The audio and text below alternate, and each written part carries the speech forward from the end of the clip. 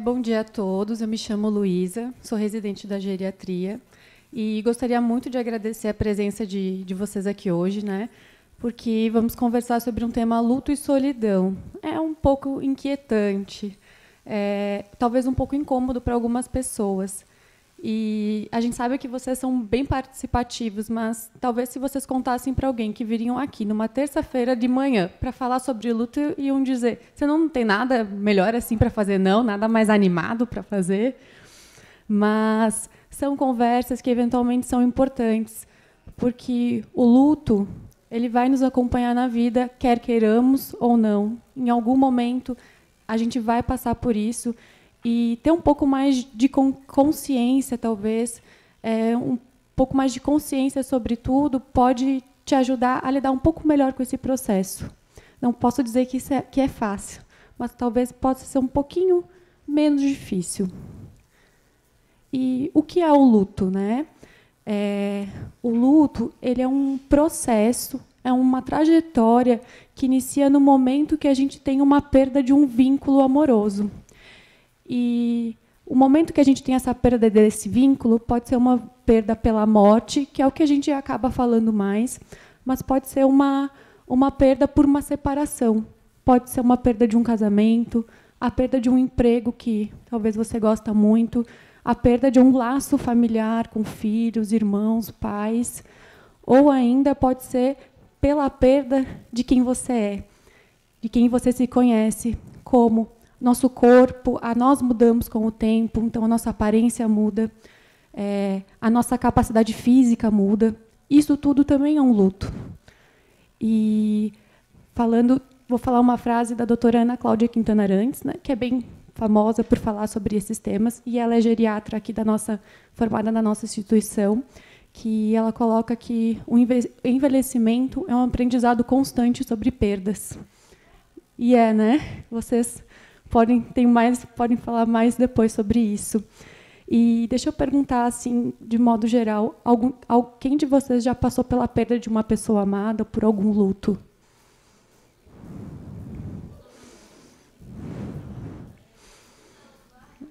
Se vocês olhassem para o lado, todo mundo já passou.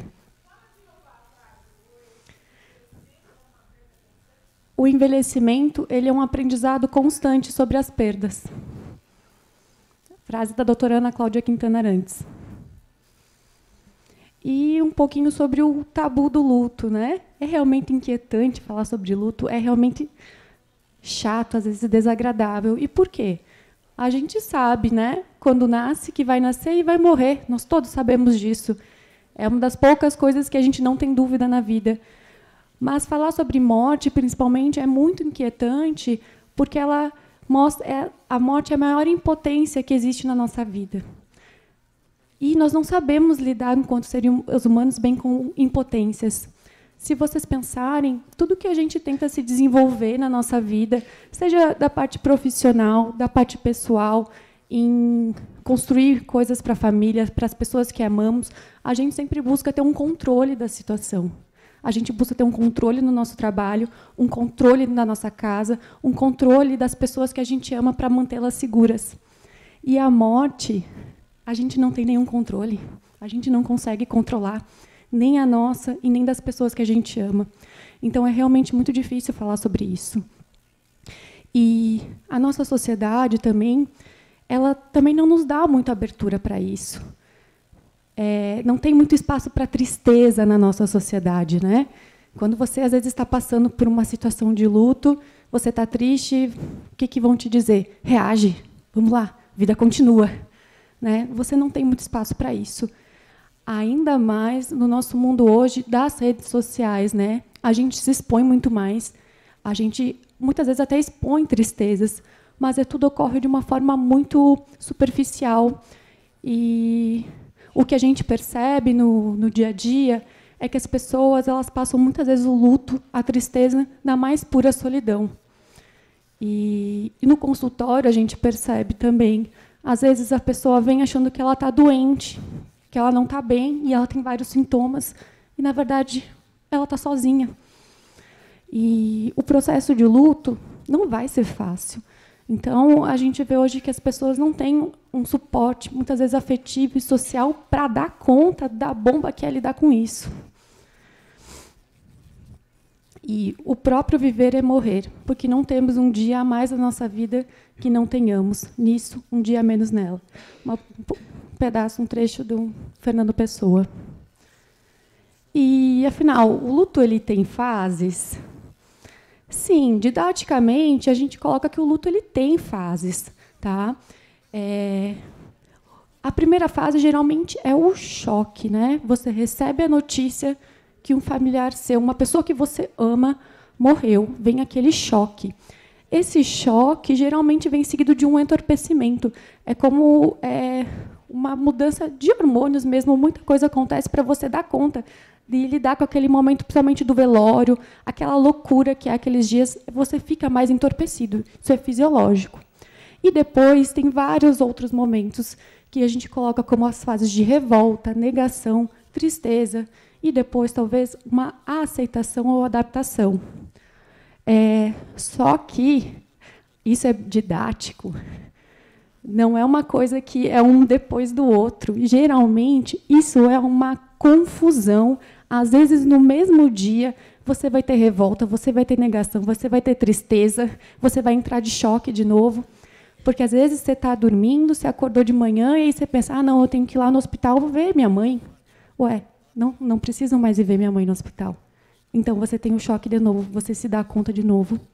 E, às vezes, você está um pouquinho melhor com aquela tristeza de fundo. De repente, do nada, você lembra de alguma coisa passa na sua cabeça, você já vai para a tristeza, para a negação, e você fica girando nisso por muito tempo. E essa tristeza ela é muito pesada. E fica aqui a pergunta, como ajudar quem está de luto? Como que a gente pode ajudar quem está de luto? Eu acredito que a melhor forma da gente ajudar quem está de luto é perguntando para a pessoa, o que eu posso fazer por você? Como é que eu posso ajudar? Ou ainda, o que eu faço para não atrapalhar? Não sei se vocês já vivenciaram situações assim, mas quando acontece um luto, a gente quer ajudar a pessoa, a gente quer tentar animar a pessoa, não é? A gente não consegue ver aquele sofrimento, a gente quer tentar deixar a pessoa melhor. Mas não tem nada que a gente fale que vai deixar a pessoa melhor. A gente não consegue, porque a dor é muito grande. A ausência, não consegue mais ver aquela pessoa que ela ama. E, muitas vezes, daí vem aquelas frases, vai melhorar, mas estava sofrendo muito, foi melhor assim. Ou, não, Deus quis, Deus quis que fosse assim. Então, está tudo bem, batidinha, e vamos lá. E a pessoa acaba não se sentindo acolhida e, muitas vezes, fica machucada. Então, eu acredito que é tentar evitar essas frases prontas que a gente conhece, que a gente vai numa intenção de tentar ajudar, mas pode magoar a pessoa. E o luto, para cada pessoa, é diferente. Então, a forma de você ajudar alguém que está de luto, eu acredito que seja o silêncio presente. Que é o quê? Você está perto da pessoa, a pessoa se sente segura, que não importa o inferno que vai ser, daqui a pouco você vai estar lá para viver esse inferno junto. E, às vezes, vocês me desculpem que eu falo rápido, tá? Qualquer coisa, eu tento me segurar, mas eu começo, eu vou embora. E, para ajudar, então, muitas vezes, pode ser de formas que não são óbvias, como, por exemplo, você pode fazer, às vezes, para a pessoa fazer um mercado para ajudar ela, fazer uma canjica, uma comidinha quentinha. Isso são atos de amor. E eu acho muito importante falar sobre essa questão do luto, que o luto ele é muito individual e não existe isso de ele não está vivendo luto. Está vivendo. Só que a gente tenta enquadrar uma forma de viver o luto. Eu não sei se, no momento que vocês passaram pelo luto, vocês se sentiram desconfortáveis por, socialmente, talvez, a forma com que vocês vivem o luto não ter sido aceita. Por exemplo, mulher, principalmente mulheres, se não estiver chorando muitas vezes no velório, as pessoas já vão falar, nossa, mas acho que não caiu a ficha dela. Acho que está errado. Inclusive, teve, não sei se vocês lembram, um caso da Isabela Nardoni, que foi há muitos anos. Uma vez a mãe da Isabela deu uma entrevista e ela não estava chorando na entrevista e já viu até um burburinho. Não, acho que ela tem culpa aí, alguma coisa, porque ela não está chorando. Então, cada pessoa vive isso diferente. E muitas pessoas acabam tendo dificuldade porque, por exemplo, um casal, né? Um casal que lida com uma perda de um filho, que é algo extremamente doloroso, né? Eu acredito que seja é uma perda muito difícil. Eu não tenho filhos, mas eu penso que o sentimento seja da perda de uma continuidade nossa, porque o filho seria metade nosso, né? A nossa continuidade para a eternidade. E essa perda é muito difícil.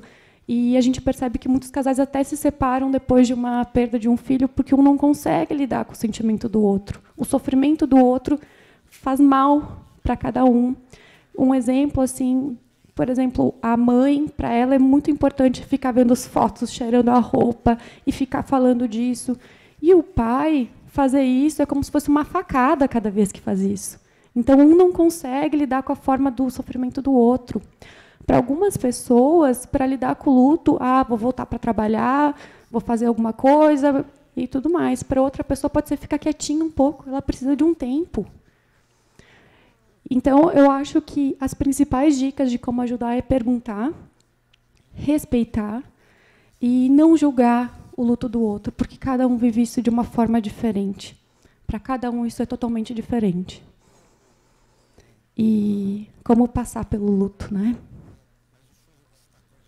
O luto, ele é um caminho, né? Ele é esse processo que começa quando a gente perde o vínculo de alguém que a gente ama. Ele pode começar ainda pela ameaça da perda desse vínculo. Talvez muitos de vocês já tenham vivido isso. Quando a gente descobre que algum familiar nosso está com uma doença muito grave, pode ser que ele morra desse processo e entra numa doença muito grave. Isso é o luto antecipatório, que a gente chama. A gente já começa nesse processo do luto. E, durante esse processo do luto, é como se a gente entrasse num caminho, né? Um caminho escuro, um caminho extremamente difícil, um caminho com muito sofrimento, mas que é um caminho muito transformador. Tá? É um caminho que nos leva, que a gente não pode voltar atrás, porque a vida que a gente tem agora nunca mais vai ser a mesma, porque a vida não tem mais a pessoa que a gente ama que estava antes. Então, a gente só tem um lado para ir desse caminho, não dá mais para voltar. E a gente tem que passar por esse caminho difícil, e pode ser transformador, porque pode ressignificar a nossa vida. Eu acho que a dificuldade no luto é você conseguir fazer essa transformação de um vínculo, que é um vínculo concreto, para um vínculo simbólico, tá? Que a pessoa que você ama, você vai continuar amando. E ela só está invisível agora. Então, esse processo é longo. E quando a gente fala sobre as fases do luto, no final eles colocam como a última fase, né? A fase da aceitação. Não sei se é o termo mais adequado. Para algumas pessoas pode ser uma fase de adaptação. Um pouquinho.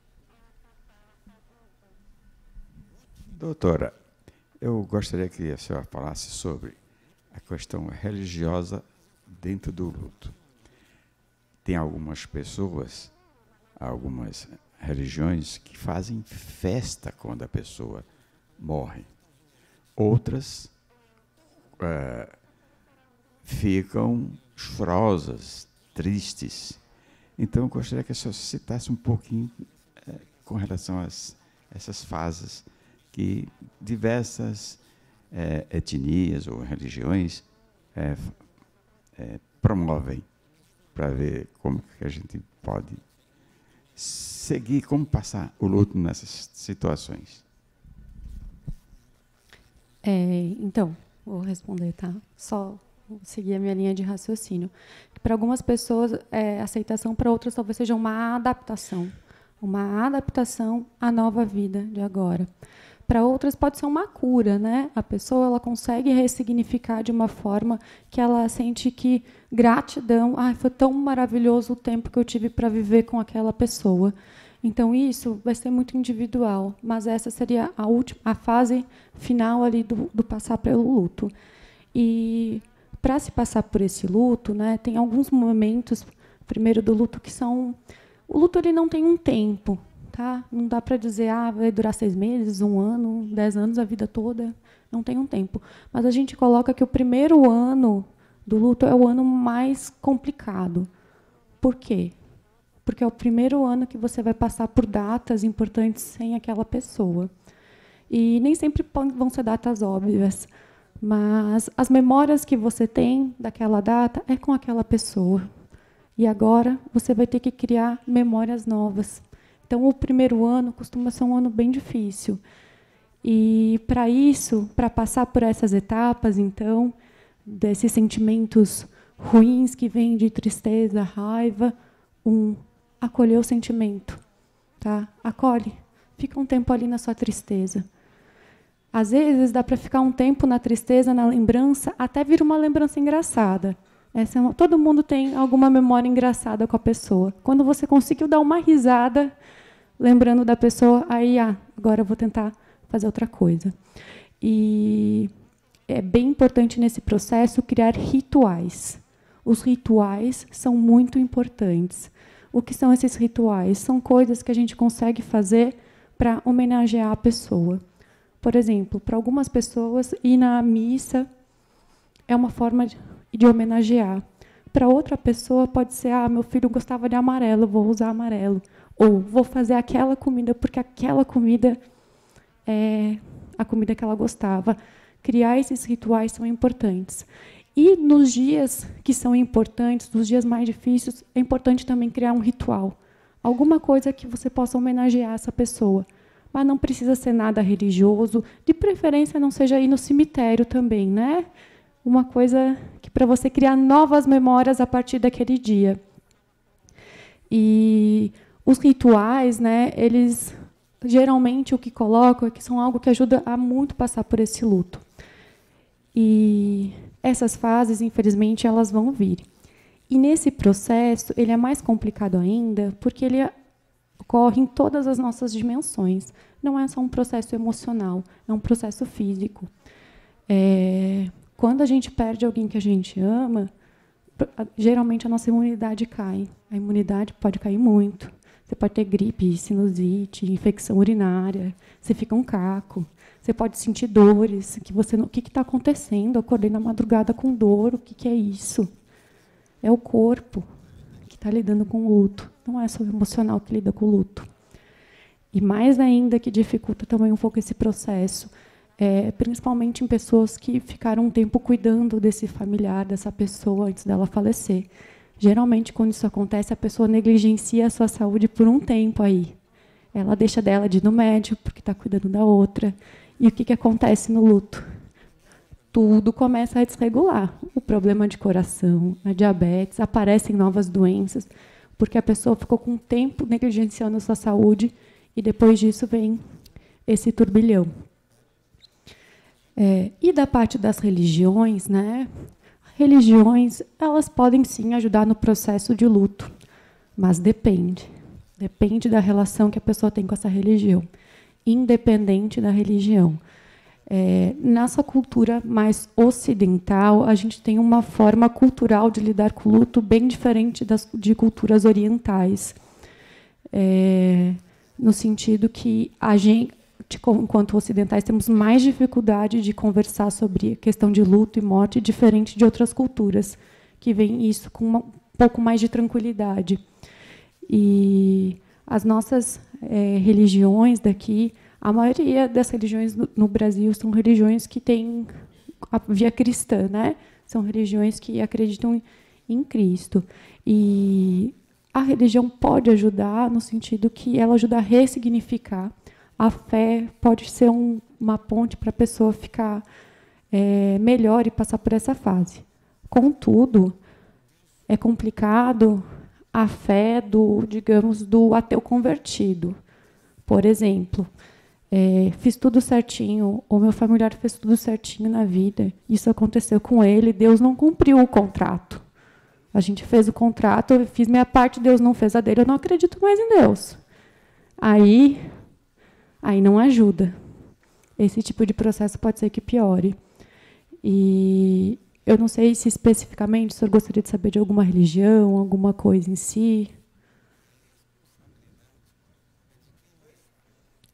Eu não sei se o senhor queria saber especificamente de alguma religião, alguma coisa assim.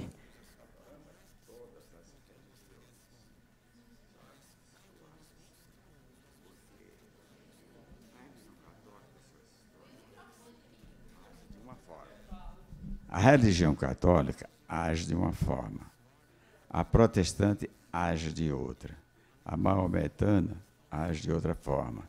Então, nesse contexto todo, como passar pelo luto?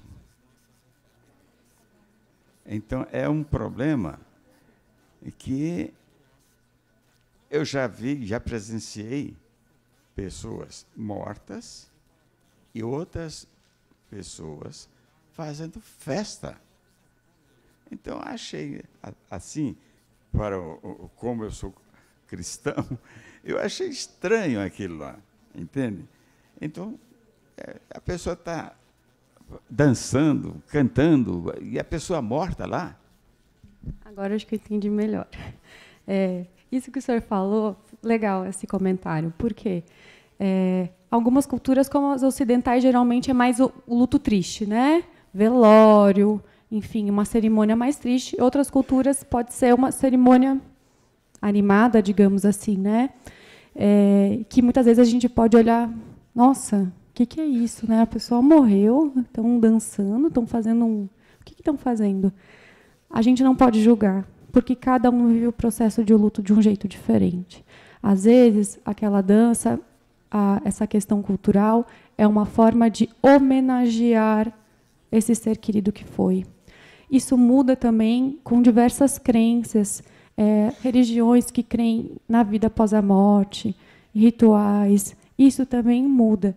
De religiões, a gente tem muita coisa, né? Mas, geralmente, religiões assim, budistas, né, que acreditam dessa linha de vidas após a morte, reencarnação, doutrina espírita também tem essas formas um pouco diferentes de lidar. O que tem que ter cuidado com religiões, como um todo. A religião, no sentido de não levar a religião para um sentido de culpa, tá? Porque muitas vezes acontece, Deus está me castigando, Deus está castigando, seja Deus ou o que acredita. Quando vai para esse lado, também é um lado que não ajuda. Acho que só...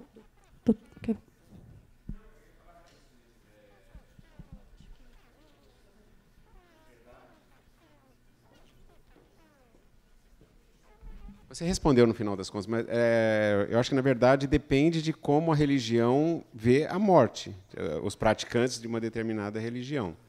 Os ocidentais tendem a ver a morte de uma maneira muito negativa, as religiões, em geral, ocidentais, ou de que é uma perda, de que depois a pessoa vai ser julgada.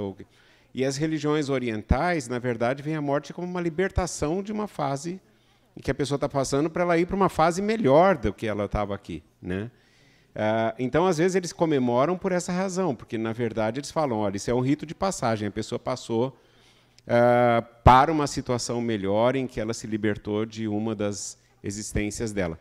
Então, isso é a diferença, na verdade. E aí se comemora porque a pessoa completou um ciclo da existência dela, que vai muito além da existência nesse mundo, né?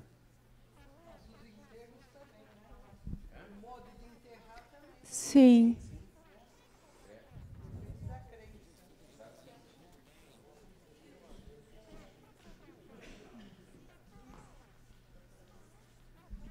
Uma vez eu fui numa cerimônia judaica de uma pessoa, não sou judia, que faleceu, e o rabino falou uma coisa que eu nunca mais esqueci. E aquilo, de vez em quando alguém morre, eu tenho que dizer algo, eu digo algo semelhante. Ele disse que, quando nascemos, somos como um barco de papel, que estamos em volta dos nossos pais, e esse barco vai crescendo durante a vida. Ele se transforma num barco maior e depois num grande navio. E aí ele enfrenta os mares revoltos, as tempestades, e ele tem muito poder. E esse barco, você que é Porto, os pais, daqui os amigos se encontram, vê, olha, o barco, o barco. E um dia esse barco vai se afastando, longínquo, e as pessoas não conseguem mais ver o barco. E elas começam a ficar tristes aqui porque elas não veem o barco.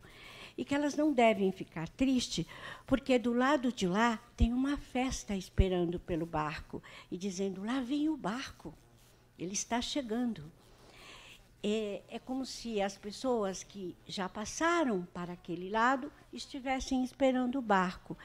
Eu achei aquilo assim, claro, tinha mais conteúdo que ele disse, eu estou tentando colocar, mas isso me tocou muito e, não sei, deu uma espécie assim de calma, né? Eu achei muito bonito, então eu resolvi falar aqui. Então, doutora, meu irmão faleceu um ano atrás.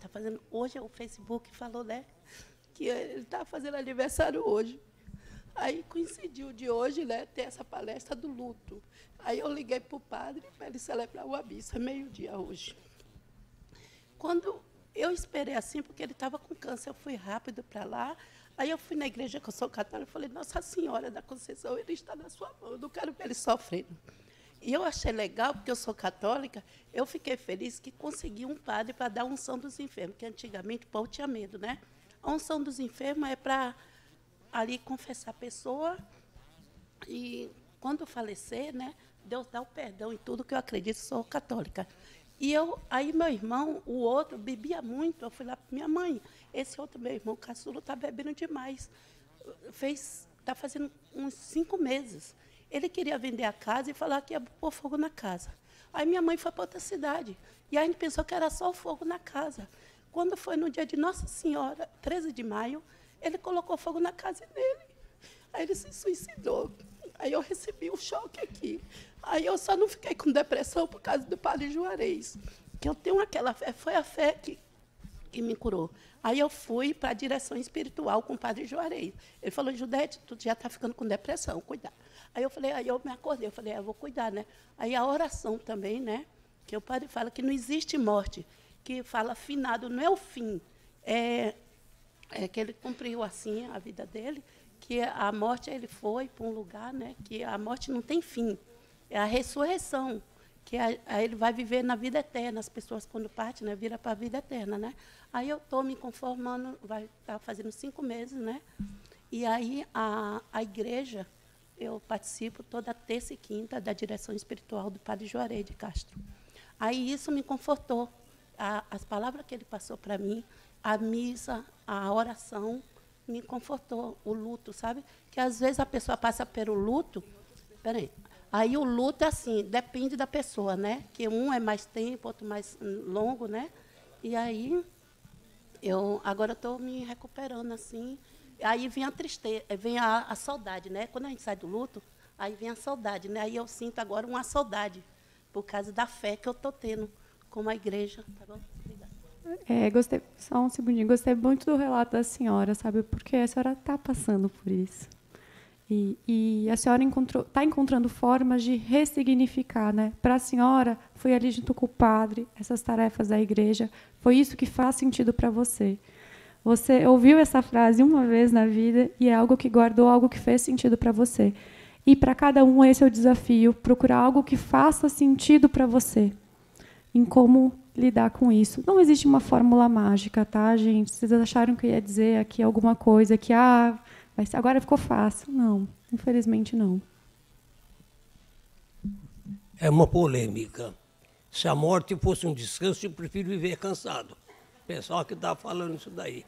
E antigamente, quando a pessoa morria, ela sempre levava do lado uma coisinha preta para dizer que ela estava de luto.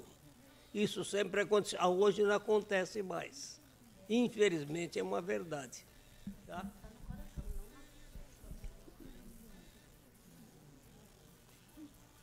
Eu passei por um dos lutos que eu achei mais complicado. Meu marido era muito saudável e ele morreu dormindo. Pela manhã, eu fui chamá-lo e ele estava morto.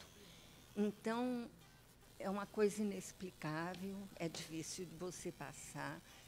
A minha imunidade caiu muito, eu tive uma úlcera nervosa por causa disso. Eu deixei o quarto do jeito que ele deixou, a roupa pendurada, tudo. E eu tinha uma filha solteira. Acho que passaram uns meses, ela virou para mim e ela falou: mãe, eu não consigo mais entrar e ver as coisas do papai. Aí mãe é mãe, né?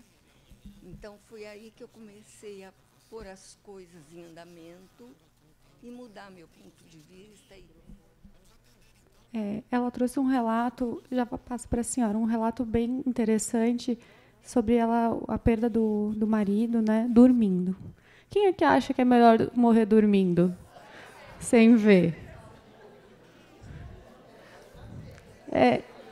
Eu imaginei, tá?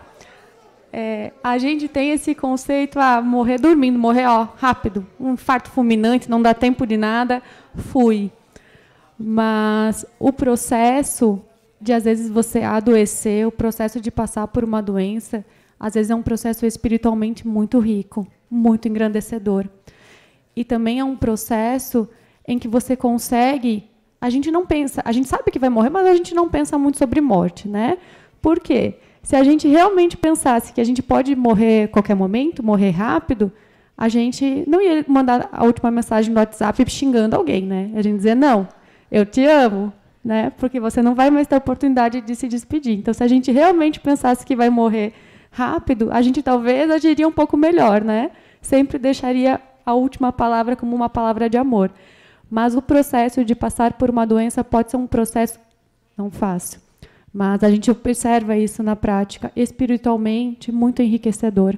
A pessoa, quando ela percebe que ela está caminhando perto do fim, às vezes ela ressignifica muitas coisas na vida dela.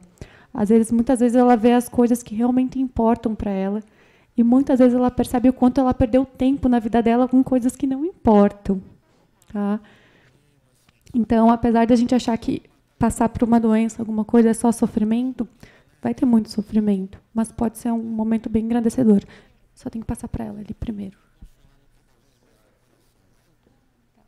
Vi ela ali e ali. Bom dia a todos. Então, a primeira palavra que você usou ali foi na terça-feira, falar sobre luto, né? E, assim, é um caso muito triste. A gente não tem que ver a morte como uma coisa triste. Faz parte da nossa vida. Nasceu, vai morrer. Entendeu? Eu tive no episódio na minha vida que eu tive um luto. Em 8 dias eu tive 2 pessoas queridas que faleceram. Entendeu? Da minha mãe eu fiquei assim, porque ela estava com Alzheimer, ela já não estava... Ela estava vegetando praticamente, né? Aí, quando ela faleceu, tudo que eu pude fazer por ela, eu fiz. Então, eu falei, bom, ela descansou e eu também. Certo? Aí, passou 8 dias, eu perdi o primeiro marido. Sou casada pela 2ª vez. Eu perdi o primeiro marido, ele assistindo o jogo do Corinthians, ele teve um infarto do meu lado. Foi o Corinthians. Foi o Corinthians. Me trocou pelo Corinthians. Vai, Corinthians. Então, foi um baque muito grande, porque, pensa bem, 8 dias você perder 2 pessoas bem próximas a você, não é fácil. Né? Aí, como você falou, passou um tempo, começou a minha pressão a aumentar. No dia já do velório, minha pressão já aumentou, foi lá em cima. Antes, eu não tinha problema de pressão. Aí tive problema de pressão, tudo. Fiquei muito doente. Aí, muito triste também, que eu achei que... Falei, meu Deus, agora a vida acabou para mim, não tem mais nada. Aí, um dia, meu filho olhou para mim e falou assim, aí, eu perdi meu pai. Você também vai querer ir embora? Então, foi aquele choque. Aí, eu fui seguir a vida. Entendeu? Então, para cada pessoa, tem um tipo de luto, de reagir com a morte. Por quê? Porque a morte é um tabu. A gente não fala sobre a morte. Se a gente falasse sempre, não, que nem, né? Você vai morrer, a pessoa fica mais tranquila. Me veio 2 coisas bem importantes desse relato da senhora, né? Uma, Quando alguém morre assim de forma inesperada, tem outro porém para quem fica. Porque muitas vezes, quando a gente passa por cuidar de alguém, acompanhar alguém muito doente antes dessa pessoa falecer, também é um momento da gente ressignificar a nossa relação com essa pessoa. Às vezes é um momento da gente entregar um amor que a gente estava escondendo, estava deixando de lado. Então, tem mais esse peso. Então, eu não gostaria de morrer de forma de supetão assim, não. Tá? Particularmente, eu acho que a gente consegue ressignificar muitas outras coisas. Para quem fica. Eu só gostaria... Não precisa. Que você falasse... desculpa. Eu gostaria que você abordasse o tema, infelizmente, um tema horroroso, mas que, por exemplo, na minha família aconteceu várias vezes, que é o suicídio, a perda por suicídio. Acho que sim, acho que é importante falar sobre isso. E, antes disso, só para retomar o que a senhora falou, que eu achei bem interessante, porque o sentimento que vem, às vezes, durante o luto é, muitas vezes, um sentimento de perda de sentido. Né? A perda do sentido da vida. O que é isso? É ficar desnorteado. O que eu vou fazer agora? Para onde que eu vou? Como é que vai ser? E aí é todo esse caminho para você conseguir ressignificar a sua vida. Ver um outro sentido, ver um outro caminho para seguir depois. Geralmente, antes de falar sobre... Vai entrar um pouco sobre essa questão do suicídio, né? Mas o luto ele pode ser um pouco menos difícil se o vínculo de amor das duas pessoas era um vínculo de amor mesmo, o que nem sempre é. O que eu quero dizer? Muitas vezes é um vínculo de amor com briga, é um vínculo de amor com separação, é um vínculo de amor com abandono. Então, são muitos sentimentos misturados, de coisas que a gente não conseguiu resolver bem com a pessoa, muitas vezes. E isso acaba dificultando um pouco mais, realmente, o processo do luto. Quando é o vínculo mais só o vínculo de amor, bom, é pouco mais fácil para a pessoa conseguir ressignificar essa perda. Falando do suicídio agora, né? O suicídio também é um fator para ter um luto mais complicado, tá? Porque além de muitas vezes ser uma coisa abrupta, né? É uma coisa que o vínculo de amor fica quebrado, porque não é só amor, é um vínculo ali de sofrimento, de não sentir que não conhecia a pessoa, ou o sentimento de culpa, tudo isso fica misturado. Então, eu acho que um dos lutos que é mais difícil de trabalhar é o luto do suicídio. E a gente acaba... hoje, tristeza não é muito aceita, né? Tristeza é sempre depressão. Nesse ponto do luto, é um pouco, às vezes, complicado, né? Você dar um diagnóstico.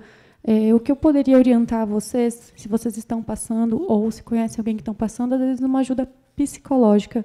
Médica também, conversar com o médico, sim, mas eu acho que o psicológico, a parte de terapia, de você trabalhar isso, acho que é mais importante. Que muitas vezes esse psicólogo vai ver se você tem algum gatilho, alguma coisa para alguma doença mental que tem que medicar para encaminhar para o médico, tá?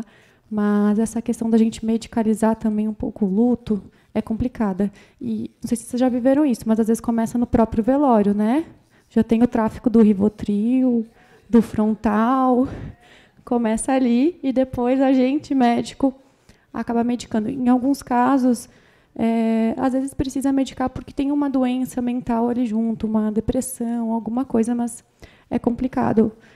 Eu acho que a terapia é uma coisa que pode ajudar, porque às vezes é mais fácil você falar coisas para quem você não conhece do que para quem está do seu lado. Realmente, ou ele passa a ser patológico? Não tem essa resposta, tá? A gente tenta...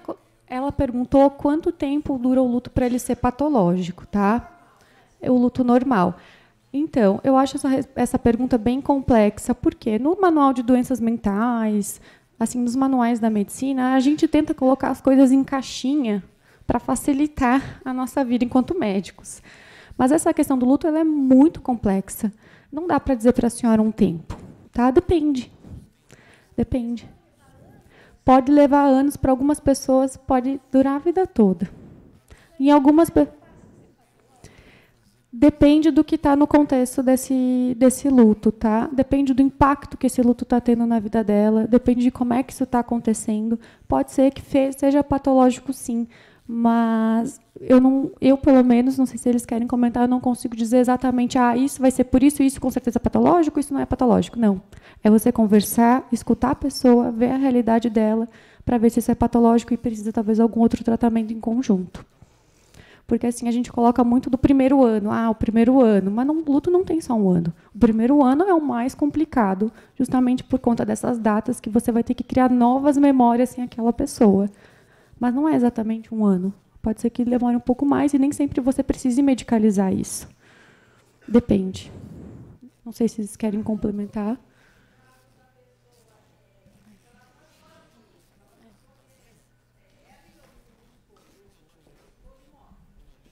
Aí o esposo morre, ela fica sozinha.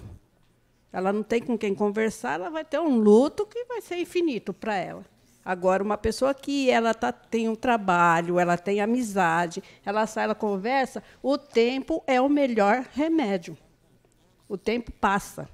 E a gente vai ficar o tempo todo chorando e lembrando. Vai chegar uma hora que a pessoa acaba não esquecendo, porque esquecer a gente jamais. Mas você não fica vivendo aquilo todos os dias.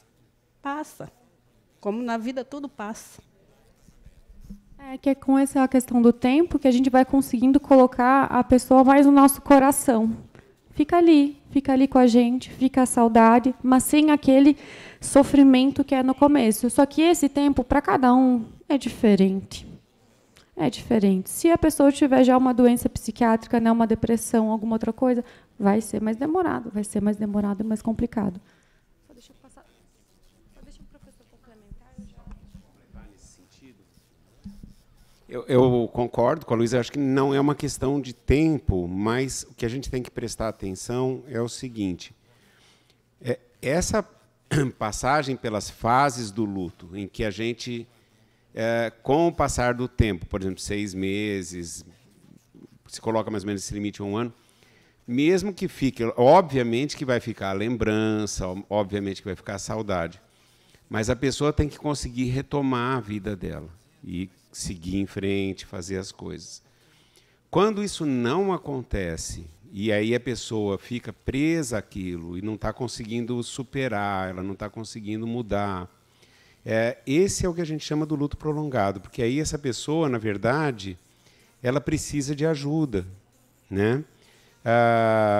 Seja do padre, que a senhora tão bonitamente demonstrou, seja de um tratamento médico, seja de um tratamento psicológico. Mas o que precisa acontecer é, com a passagem do tempo, ficar, como a Luísa disse, uma saudade e a pessoa no seu coração, mas você retomar a sua vida e seguir em frente.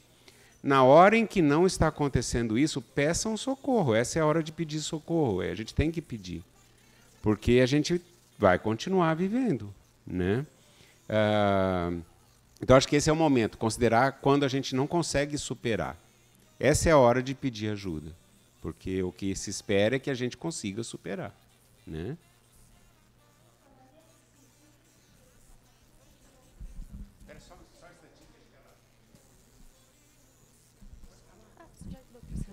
É isso mesmo, tá? E quando pedir ajuda, e às vezes a ajuda vai precisar de um medicamento, sim, mas mais que o medicamento, eu acho que também é um suporte, acho que um suporte psicológico é fundamental, porque o remédio ele vai ajudar, mas a gente tem que pensar o que estratégias na nossa vida, na nossa realidade, a gente pode tentar fazer para mudar essa situação. Por isso que geralmente é um trabalho que precisa ser multiprofissional. Bom dia. Que nem você falou, a pior coisa é perder a pessoa, para mim, de supetão, né? Nós éramos em 6 irmãs, aí dessas 6, 3 faleceram rápido, uma em seguida da outra. Aí eu, pelo menos, até pensava, né? Puxa, dá a impressão que é Deus testando a nossa própria fé, sabe? Mas, porque a gente era muito unida demais, mas o que melhorou para a gente, assim, porque minha mãe sempre falava que a gente não tinha amiga, que a amiga era nós, as irmãs, né? é uma fortalecendo a outra, nós três que ficamos, né? Mas que não é fácil, não é, viu? Muito difícil. Alguém tinha...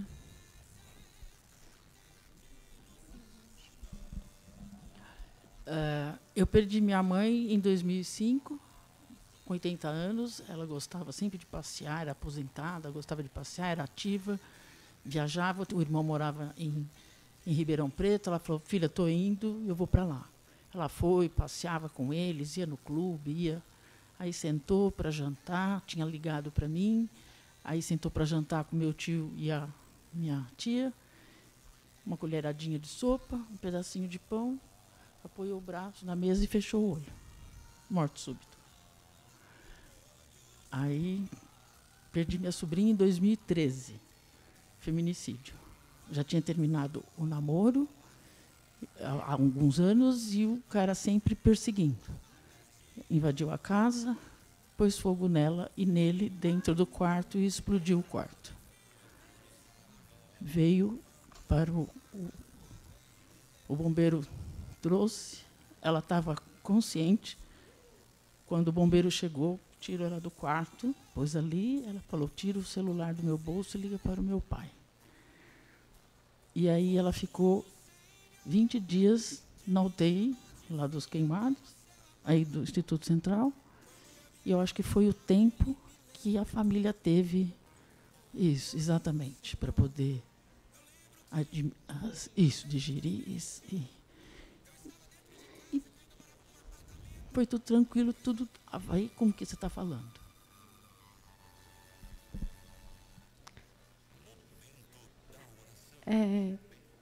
Eu coloquei um vídeo aqui, vamos ver se vai rodar, pode ser. Alguém quer perguntar alguma coisa antes de eu colocar o vídeo também? Depois, se quiserem perguntar, vai dar um tempinho ainda.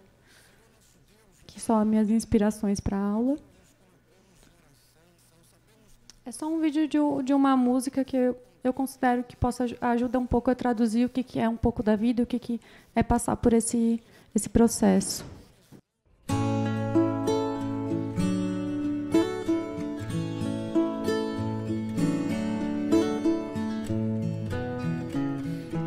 Ando devagar porque já tive pressa e levo este sorriso porque já chorei demais.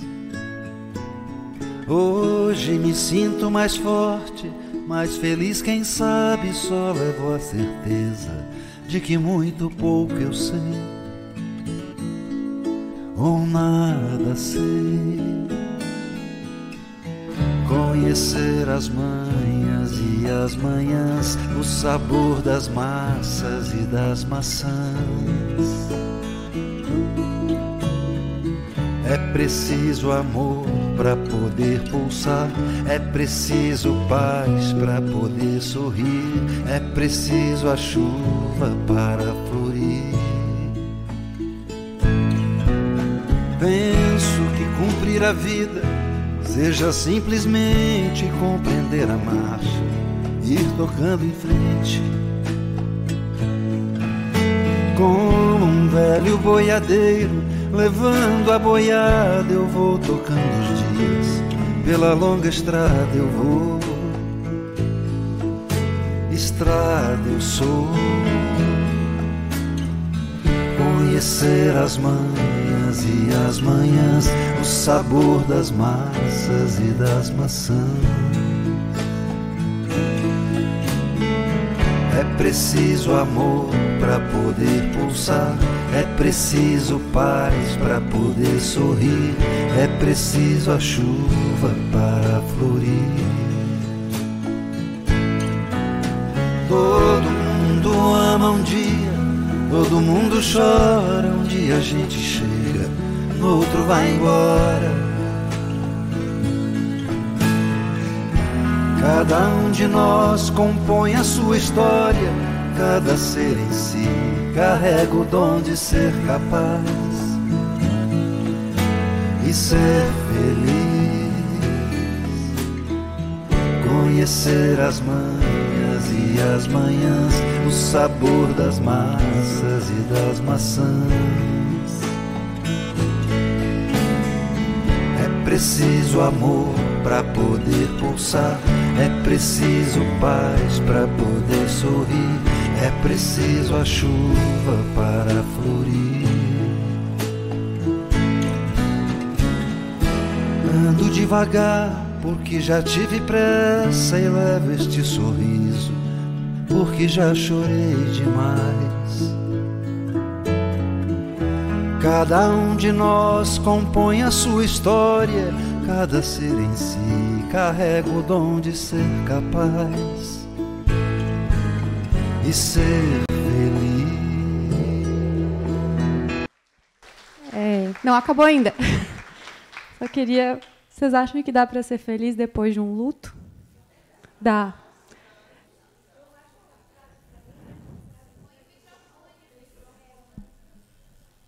Para mim, a frase aí, que está tudo certinho na música, né? Mas a frase que mais me tocou foi que é preciso paz para poder sorrir. Porque tanto faz essa história linda que ela contou do navio, lá da crença judaica, como dessa senhora que procurou a religião, né? O padre que está ajudando, ou qualquer outra coisa que a gente procure para ter paz. Tendo paz, eu acho que a gente vai sempre lembrar daquela pessoa, vai sempre sentir saudades, mas eu acho que você vai sorrir. Na minha opinião, para mim, é a fase mais importante. Só um pouquinho. E é bem isso, tá? Cada um vai ver o que vai ter o significado para você conseguir encontrar essa paz, esse novo significado. Aí é difícil, mas aí eu acredito que a ajuda psicológica às vezes é o primeiro passo, tá? Porque o psicólogo, né, ele vai, se tiver geralmente alguma coisa que precise medicalizar, ele também vai referenciar para o médico. Eu acho que você precisa passar o psiquiatra ou com o seu médico, seu clínico, seu geriatra. E ser feliz dá para ser feliz.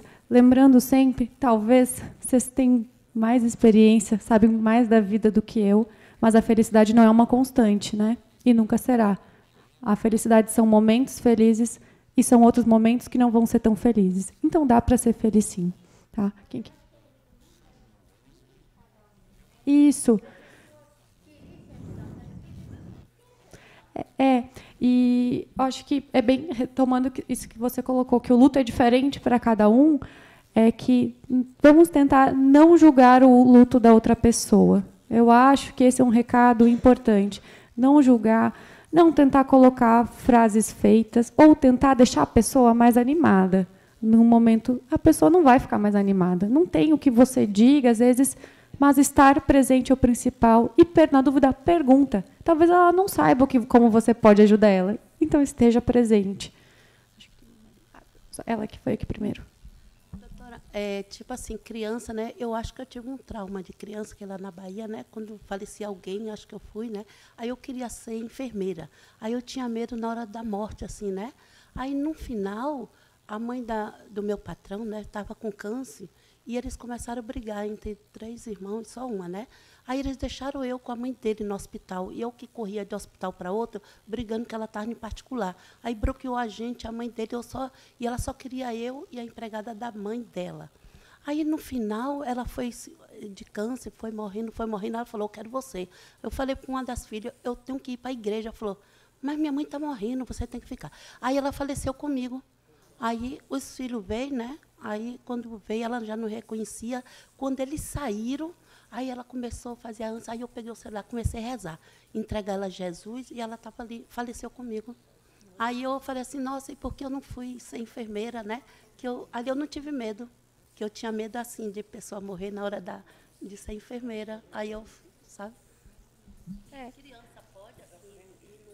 É um momento muito poderoso, tá? Esse de estar com alguém no momento que essa pessoa parte. É um momento que é difícil, mas é um momento muito poderoso.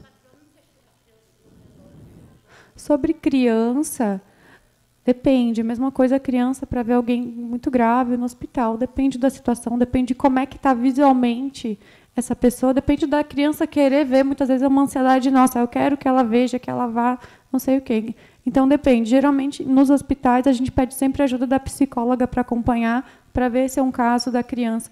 Mas, muitas vezes, a criança não precisa, ainda mais se está de um jeito que não está é sereno, não está de uma forma que seja mais fácil de ver. Ela tinha só chamado lá antes.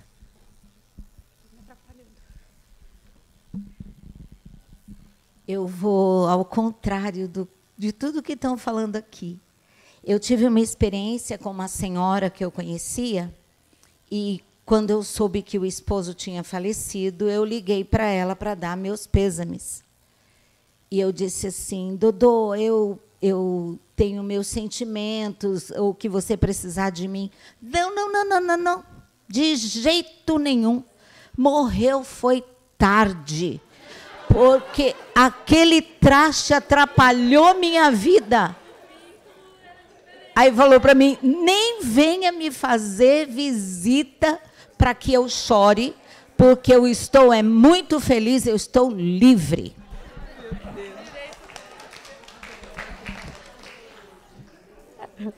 Aí que aí o vínculo não era bem um vínculo de amor, né? Era um vínculo um pouco diferente. Acho que é. Não? Foi?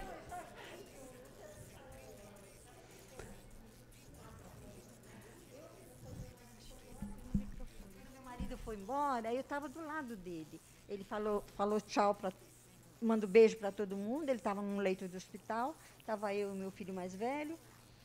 Ele fez assim para mim: olha, eu não aguento mais essa dor. Virou os olhos e foi embora. Então eu falei, cada um passa por um motivo. Quando minha mãe também faleceu, eu estava do lado dela. Ela fez assim no meu braço, ó. Então eu falei assim, por isso que eu falo, o luto é de cada um. Se quer ser ajudado, se não quer, do que você faz para você melhorar, né, sua vida. Por isso que eu passei, eu acho assim, que eu procurei voltar às minhas atividades normais, voltar a encontrar com meus amigos. E aí eu fui recuperando, porque a saudade fica. Eu abri a porta da minha cozinha, eu via meu marido me esperando para tomar um cafezinho. Então, aquilo mexe com a gente, né? Então, eu acho que cada um é para cada um mesmo. Só para complementar isso, que cada um vive o luto diferente, e é verdade. Mas esse caminho, essa estrada do luto, ela tem um lado solitário. E para achar a saída dessa estrada, desse caminho, é um processo que é individual. O ideal é ter um suporte, um apoio das pessoas, mas vai depender de cada um. Ninguém vai poder carregar você para fora. Então, é você achar esse novo significado, essa saída.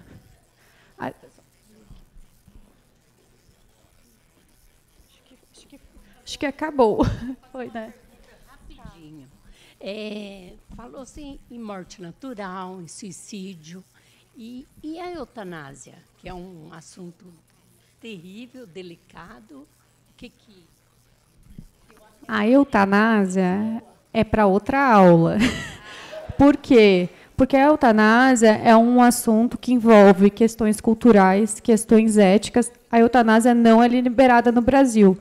Para quem não sabe, eutanásia é um processo que você acelera o falecimento de alguém por algum sofrimento, tá? Aqui no Brasil isso não é liberado, a gente não faz isso no Brasil. Eu acho que essa aula, hoje não vai dar tempo, mas é um tema bem polêmico que envolve opiniões pessoais, questões éticas e morais, mas aqui no Brasil não é liberada a eutanásia, tá?